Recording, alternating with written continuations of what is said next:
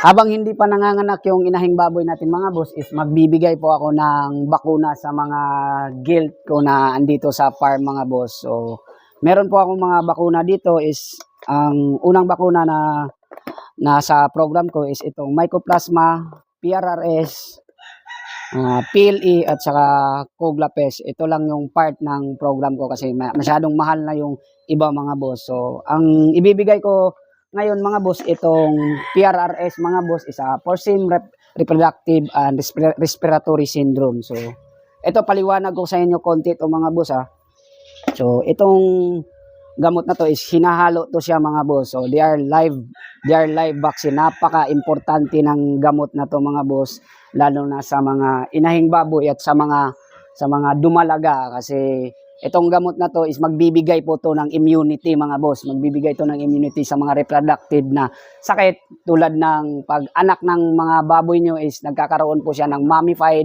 weak piglets, even nakukunan yung baboy mga boss. So panay po natin sinisisi sa parvo yung na nakakita tayo ng mga mummified na piglets, sinisisi natin agad sa parvo, pero hindi natin alam na sa PRRS pala yun. So actually mga boss, mas mabilis makakuha ng PRRS yung baboy kaysa parvo kasi yung PRRS mga boss is nakukuha po direct object mga boss yung virus na yun, tulad ng mga contaminated na syringe, contaminated na kainan, even yung higaan nila mga boss.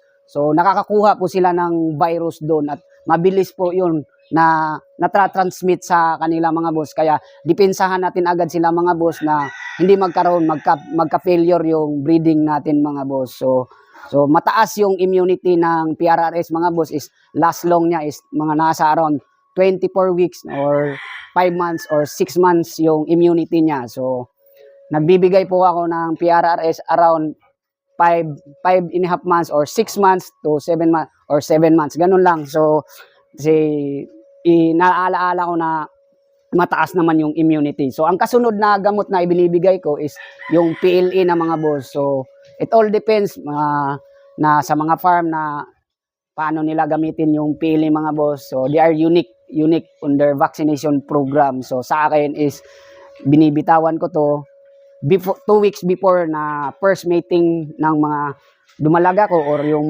mga baboy ko, yung mga inahin ko. So 2 weeks before.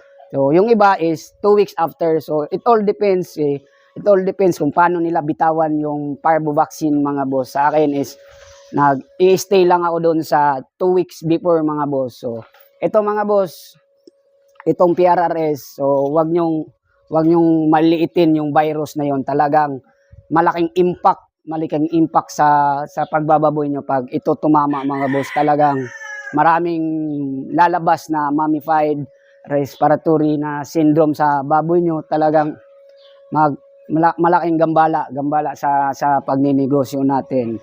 Hindi man ako technician, hindi man ako veterinarian, pero I have a lot of books about swine management and I read also na sa mga forum kung paano to siya gamitin at yun po yung sinusunod ko mga boss. So sana may natutunan kayo na konting tips. Happy farming mga boss!